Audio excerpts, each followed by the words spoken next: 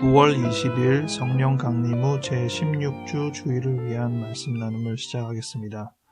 오늘은 주일 성서 일과 세 군데를 다 볼 텐데 주요 본문을 빌립보서 1장 21절부터 30절 본문으로 정하고 옛다 삶, 예수님을 따르는 삶 18번째 시간으로 있든 없든 흔들림 없이 라는 제목으로 말씀 나누겠습니다. 2020년 표어는 새로운 경험, 행동 강령은 더 나은 본향을 향해 가는 나그네입니다. 2020년 기도문을 따라해 주시기 바랍니다. 우리를 새롭게 하시는 하나님을 찬양합니다. 우리가 경험하는 모든 일들이 주님의 계획과 섭리 안에 있음을 고백합니다. 놀라운 하루를 열어주소서. 우리가 맞이하겠습니다. 예수 이름으로 아멘. 오늘 주일 성서 일과 본문은 시편 본문이 있고 또 출애굽기 16장 2절부터 15절, 마태복음 20장 1절부터 16절, 빌립보서 1장 21절부터 30절입니다. 오늘은 이 출애굽기와 마태복음과 빌립보서 성경을 다 읽도록 하겠습니다.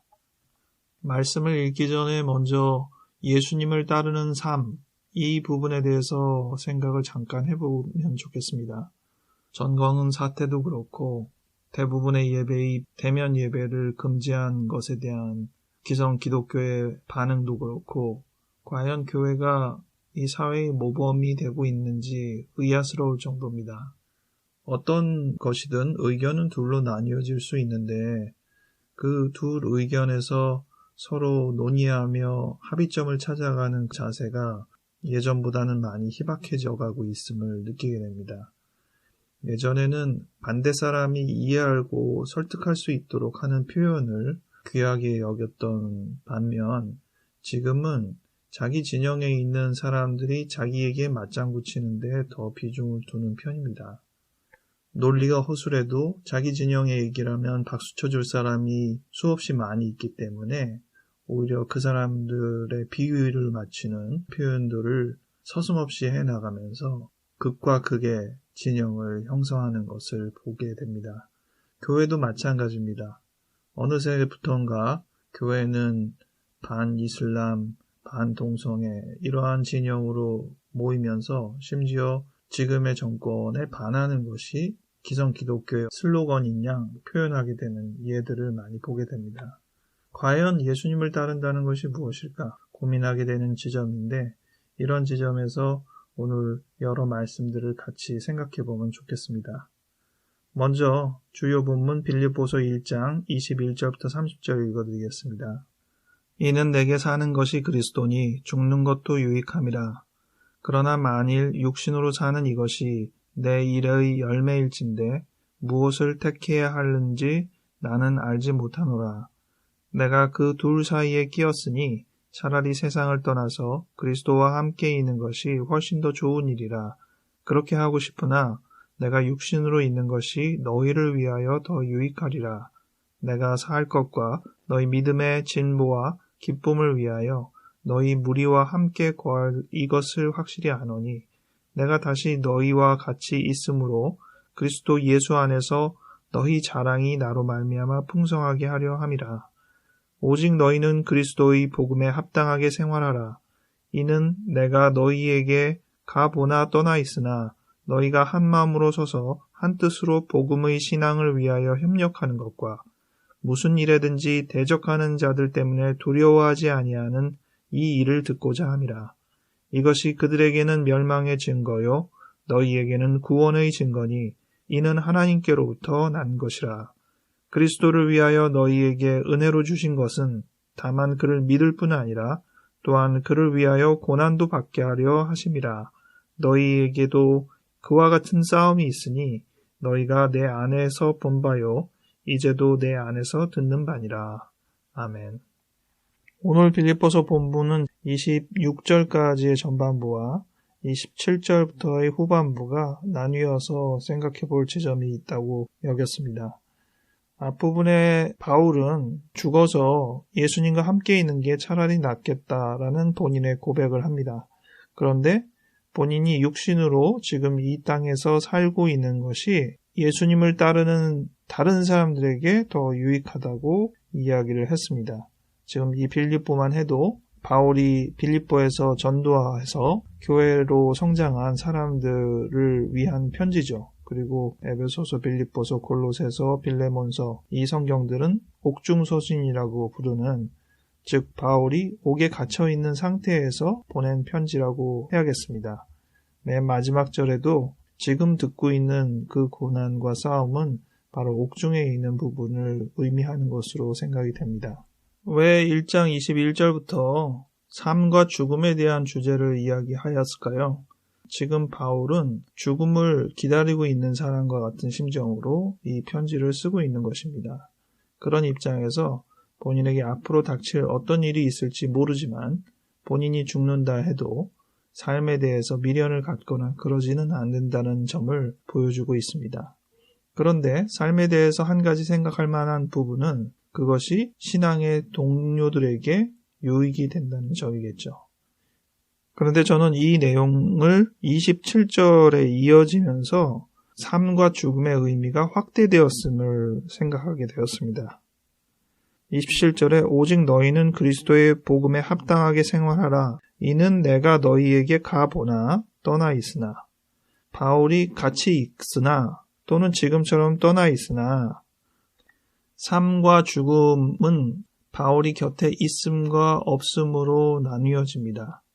가보나 떠나 있으나 라는 표현이 오늘 제목에 해당하는 있든 없든 두 가지 요소를 같이 담게 됩니다. 삶과 죽음으로 분명하게 있든과 없든이 나뉘어질 수도 있고, 함께 있음과 그렇지 않음으로 있든과 없든을 나누어서 생각할 수도 있는 것입니다. 중요한 것은 어떤 상황에서든 신앙의 본분을 잃지 말아야 한다는 것이죠. 이 두 가지 대비, 있든과 없든의 대비가 다른 성경에서도 비슷한 주제를 통해 생각해 볼 수 있다고 저는 이해를 했습니다. 먼저 출애굽기 본문을 보죠. 16장 2절부터 15절 본문인데 만나를 내리신 것에 대한 이야기입니다. 읽어드리겠습니다. 이스라엘 자손 온 회중이 그 광야에서 모세와 아론을 원망하여 이스라엘 자손이 그들에게 이르되 우리가 애굽 땅에서 고기 가마 곁에 앉아 있던 때와 떡을 배불리 먹던 때에 여호와의 손에 죽었더라면 좋았을 것을 너희가 이 광야로 우리를 인도해 내어 이 온 회중이 줄여 죽게 하는도다. 그때 여호와께서 모세에게 이르시되 보라, 내가 너희를 위하여 하늘에서 양식을 비같이 내리리니 백성이 나가서 일용할 것을 날마다 거둘 것이라. 이같이 하여 그들이 내 율법을 준행하나 아니하나 내가 시험하리라. 여섯째 날에는 그들이 그 거둔 것을 준비할지니 날마다 거두던 것의 갑절이 되리라. 모세와 아론이 온 이스라엘 자손에게 이르되 저녁이 되면 너희가 여호와께서 너희를 애굽 땅에서 인도하여 내셨음을 알 것이요 아침에는 너희가 여호와의 영광을 보리니 이는 여호와께서 너희가 자기를 향하여 원망함을 들으셨음이라. 우리가 누구이기에 너희가 우리에게 대하여 원망하느냐. 모세가 또 이르되 여호와께서 저녁에는 너희에게 고기를 주어 먹이시고 아침에는 떡으로 배불리시리니 이는 여호와께서 자기를 향하여 너희가 원망하는 그 말을 들으셨음이라. 우리가 누구냐? 너희의 원망은 우리를 향하여 함이 아니요 여호와를 향하여 함이로다. 모세가 또 아론에게 이르되 이스라엘 자손의 온 회중에게 말하기를 여호와께 가까이 나아오라. 여호와께서 너희의 원망함을 들으셨느니라 하라. 아론이 이스라엘 자손의 온 회중에게 말하매 그들이 광야를 바라보니 여호와의 영광이 구름 속에 나타나더라. 여호와께서 모세에게 말씀하여 이르시되 내가 이스라엘 자손의 원망함을 들었노라. 그들에게 말하여 이르기를 너희가 해질 때에는 고기를 먹고 아침에는 떡으로 배부르리니 내가 여호와 너희의 하나님인 줄 알리라 하라 하시니라. 저녁에는 메추라기가 와서 진에 덮이고 아침에는 이슬이 진 주위에 있더니 그 이슬이 마른 후에 광야 지면에 작고 둥글며 서리같이 가는 것이 있는지라. 이스라엘 자손이 보고 그것이 무엇인지 알지 못하여 서로 이르되 이것이 무엇이냐 하니 모세가 그들에게 이르되 이는 여호와께서 너희에게 주어 먹게 하신 양식이라. 아멘. 배고픈 이스라엘 백성을 위하여서 저녁에는 메추라기로 육류를 제공하고 아침에는 만나라고 불리게 된 음식 재료를 제공하므로 그들이 그것을 빵으로 먹고 생활할 수 있도록 하셨습니다. 그래서 육적으로나 영적으로나 우리를 채우신다라는 맥락을 설명할 때 이 만나에 대한 비유를 많이 드는 편입니다. 근데 오늘은 저는 이 본문을 읽다가 좀 다른 생각을 해봤습니다. 이스라엘 백성이 이집트를 벗어나서 광야에서 생활을 하게 될 테니까 그들이 유랑하는 사람의 입장이 되어서 잘 곳이나 먹을 것이 넉넉치 않게 되리라는 예상은 충분히 가능한 일이겠습니다. 하나님은 전능하셔서 충분히 지금처럼 메추라기와 만나로 먹일 수 있는 분이시기 때문에 출애굽한 이후부터 메추라기와 만나를 제공하실 수도 있었을 것이라 생각을 합니다. 그런데 오늘 본문을 보니까 이집트에서 나온 후 둘째 달 15일이라고 되어 있습니다. 기간이 꽤 지났어요. 근데 그때까지 한 번도 메추라기나 만나를 제공하지 않으셨다는 것이죠. 왜 그러셨을까? 초반부터 제공하시면 되는데 왜 이렇게까지 긴 시간 동안 제공하지 않으셨을까? 좀 상황이 부족하구나 라고 느낄 때 제공한 게 아니라 이제는 죽겠구나. 여기서 우리는 굶어 죽겠구나. 이러한 느낌을 갖게 되고 원망으로 이어지는 동안에도 하나님이 직접 개입하지 않으셨다는 사실입니다. 왜 원망의 씨가 충분히 키워질 때까지 그냥 두셨을까? 결과적으로 만나가 내려질 것이다. 메추라기가 주어질 것이다. 라고 알았다면 배고프다고 할지라도 조금만 더 참자라고 기다릴 수 있을 법한데 그것을 왜 얘기하지 않았을까? 우리가 어떤 정보를 안다는 것, 앞으로의 과정을 어느 정도 예상한다는 것은 그 마음을 준비하거나 상황을 대응하는 데 굉장히 큰 힘이 된다는 것을 알고 있습니다. 그런데 하나님은 이스라엘 백성에게 막막한 상황을 제공하신 겁니다. 나중에는 해결을 해주셨지만 처음부터 해결해 주시지 않으셨어요. 왜 그러셨을까?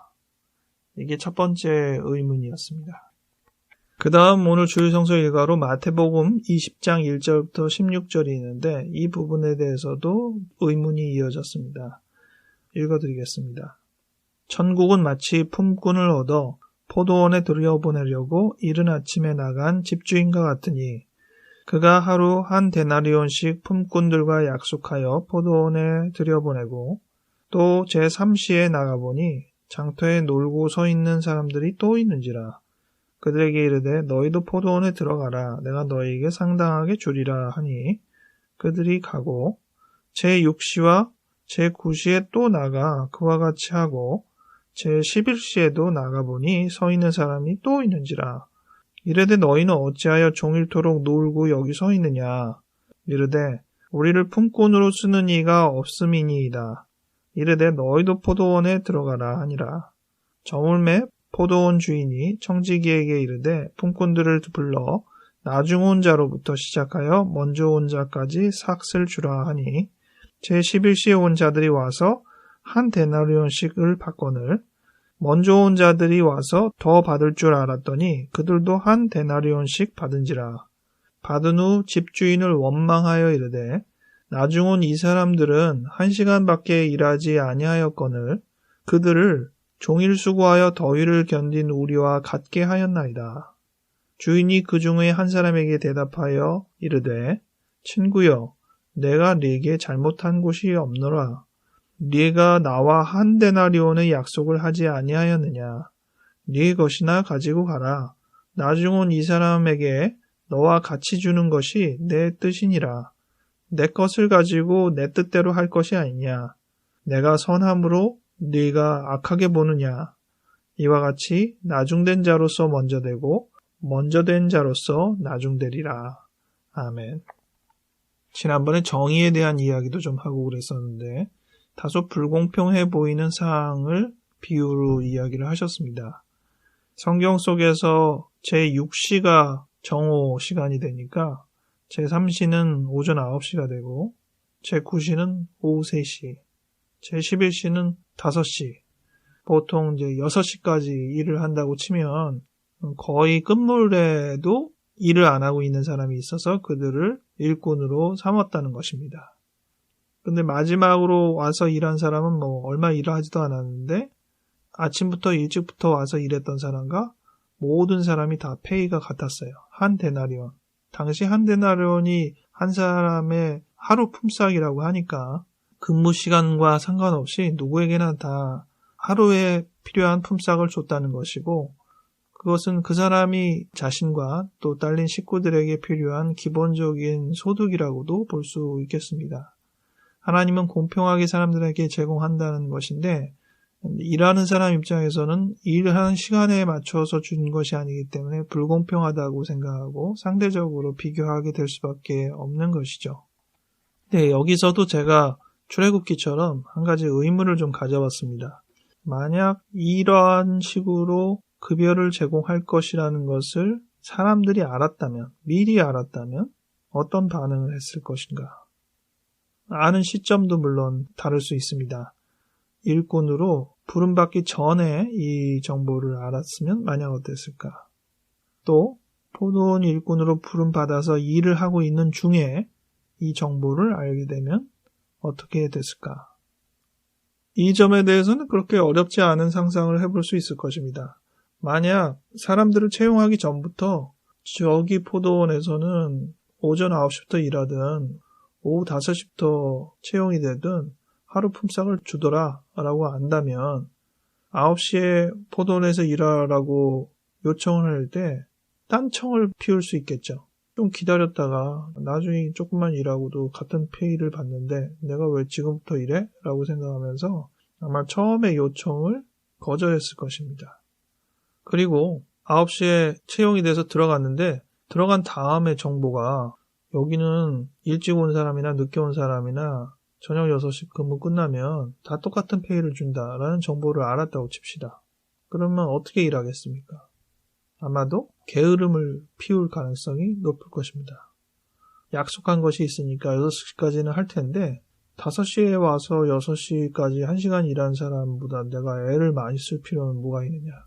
시간은 길게 있어도 느긋하게 천천히 일하면서 1시간 일한 것이나 진배 없는 그 정도의 노동 강도를 가지고 일을 해야지. 이렇게 생각할 것입니다. 출애굽기나 마태복음의 이 이야기들에서 의문들을 갖는 부분은 오늘 이든 없든 가보나 떠나 있으나 이런 대비로 치면 알든 모르든 이런 대비가 아마 가장 큰 대비가 아닌가 싶어요. 거기에도 흔들림 없이 내가 그 사실을 알아도 9시에 들어왔어도 상관없이 열심히 일할 수 있을까? 또 내가 나중에 하나님께서 만나와 메추라기를 줄 것이다라고 알고 있었다고 치면 원망을 했을 것인가? 원망이란 단어가 또 출애굽기랑 마태복음에서도 공이 나오는 것이 흥미로운 부분일 수도 있긴 하네요. 괜히 주실 분한테 짜증내고 원망하다가 나중에 밉보이면 안 되니까 만나를 제공하신다는 것을 이미 알았으면 좀 대놓고 원망하지는 않았을 가능성이 있을 것입니다. 하지만 그것이 진심 어린 표현은 아니겠죠. 속에 원망이 없지는 않았을 것입니다. 그런 입장들을 좀 고려하면 이 의문들을 통해서 생각하게 되는 것은 우리가 꼭 잘 아는 것이 도움이 되지는 않는구나. 우리가 인생에 대해서 모르는 점이 많고 미지의 상태로 살아가는데 정말 모르는 게 약이다. 깨달음이 옵니다. 괜히 알았다가 우리의 자세가 더 나태해지거나 포장만 좀 늘어나거나 그럴 수도 있겠구나. 오늘 본문을 통해서 생각을 해보게 됩니다. 그리고 또 동시에 우리가 그 사실을 알든 모르든 동일한 자세를 과연 가질 수 있었을까? 예수님을 따르는 데 있어서 상황이 어떠하든 내가 흔들림 없이 신앙의 자세를 유지할 수 있었을까? 질문이 돌아오게 되었습니다. 빌립보서 성경에서 우리가 어떤 상황이든 있든 없든 함께 하든 함께 하지 않든 살든 죽든 알든 모르든 어떠하든 간에 우리가 일관성을 가지고 흔들림 없이 신앙생활을 유지하는 것이 중요한데 구체적으로 빌립보서에서는 3가지를 이야기하고 있습니다. 첫 번째는 한 마음으로 서서 한 뜻으로 복음의 신앙을 위하여 협력하라는 것입니다. 믿음의 사람들은 서로 같은 마음을 품고 하나의 목표를 향하여서 같이 협력하는 자세가 필요합니다. 두 번째는 어떠한 일에든지 대적자들 때문에 두려워하지 않아야 한다는 것입니다. 이것이 상대방한테는 멸망의 증거가 되고 우리한테는 구원의 증거가 된다고 하였는데요. 마치 경기에서 중요한 타격을 입었는데도 불구하고 흔들림 없이 경기를 유지하고 있는 그런 모습을 보여주는 것이라 하겠습니다. 마지막 3번째는 고난을 받아야 한다는 점입니다. 29절부터 30절에 나와 있는데 이 고난은 중요한 특성을 30절로 이어지면서 보여주고 있습니다. 우리가 보통 고난이다 하면 피해를 받는 그런 고난을 생각할 수 있죠. 일방적으로 상대방한테 공격을 받는 것입니다. 그래서 내가 뭐라고 어떻게 대항할 것도 없이 그저 피해를 입는 것을 하나의 고난의 모습으로 상상해 볼 수 있겠습니다. 그런데 오늘 성경은 고난을 그런 식으로 묘사하고 있지 않습니다. 오늘 묘사하는 고난은 싸움입니다. 우리가 경기를 하거나 싸움을 하면서 대적을 하면서 상대방과의 극한의 갈등 관계에서 여러 가지 고통을 경험하게 되는 것입니다. 그냥 싸움 자체가, 대적 자체가, 경기 자체가 우리한테 많은 에너지를 소모시키는 것이죠. 비록 우리는 고난을 받고 에너지를 쓰고 그것으로 인해서 힘이 빠지지만 우리는 그것을 통하여서 우리 또한 상대방한테 영향력을 행사하고 타격을 입히고 있다는 점을 기억해야 합니다. 고통은 그저 우리가 받는 피해로 머무는 것이 아니라 그 힘겨운 싸움에서 우리가 잘 견뎌내고 있음을 보여주고 반격하고 있음을 보여주는 하나의 태도라고 보아야 합니다. 예수님을 따르는 사람으로서 우리가 당연히 경험해야 될 고난이 무조건 피해의식적인 특성만이 있는 게 아니라 오늘 본문에서 보여주는 것처럼 이 싸움의 경기의 입장에서 경험하게 되는 고난의 요소로 고려하는 것도 중요하다 하겠습니다. 뉴스 보면 어떤 상황이 상당히 막연하게 있을 때 편을 가르면서 이쪽이 옳다 저쪽이 옳다라고 얘기를 하는데 그런 상황에서 새로운 정보가 노출이 되면 그 정보에 따라서 생각이 이를 갔다 저리 갔다 하는 것을 많이 보게 됩니다. 그것도 그저 자기 본의적으로 너무 억지 해석을 한다면 객관적으로 설득력 있는 입장으로 정보들이 활용되지 않게 됩니다. 그러므로 어떤 정보가 나타났을 때 확실한 우리가 옳다라는 것을 증명할 수 있는 증거다라고 생각하거나 하는 자만이나 오류에 빠지지 않는 게 중요하겠습니다. 우리는 정보가 있든 없든 중요한 것이 내 곁에 있든 없든 신앙의 자세를 유지해야 한다는 것입니다. 바울이 지금 곁에 없는 빌립보 교인한테 복음에 합당하게 생활하라 당부한 이야기, 내가 너희 곁에 있으나 그렇지 아니하나 복음에 합당하게 생활하라, 이 당부가 오늘 저의 마음을 울립니다. 제 주변에 여러 정보들이 있든 없든 개의치 않고 흔들림 없이 신앙의 본질을 생각하며 무엇이 우리가 신앙인다운 삶인지를 생각하며 그 입장에 바로 서는 것, 흔들림 없이 나의 자세를 유지하는 것, 그것이 신앙의 가장 중요한 요소 중 하나라 하겠습니다. 오늘의 말씀과 비슷한 정황 속에 있는지 여러분의 삶을 돌이켜보시고 오늘 말씀이 우리에게 시사하는 바를 다시금 생각하며 하나님 앞에 기도하는 시간 되기 바랍니다. 기도하겠습니다. 하나님 아버지, 우리로 하여금 복음에 합당하게 살 수 있는 영혼이 되게 하여 주시옵소서. 주님을 따르는 삶이 일관성 있게 흔들림 없이 유지될 수 있도록 도와주시옵소서. 우리 주변에 우리를 흐트러뜨리고 혼란스럽게 하는 많은 정보가 있습니다. 오히려 이 부분에 노출되는 우리가 더 많이 나약해지는 것이 아닌가 싶습니다. 하나님 함께하여 주셔서 어떠한 상황이든 어떠한 정보에 있든 우리 자신을 신앙의 본분에 흔들림 없이 세워주시기를 바랍니다. 주님이 끌어주시옵소서. 감사하고 예수 이름으로 아멘.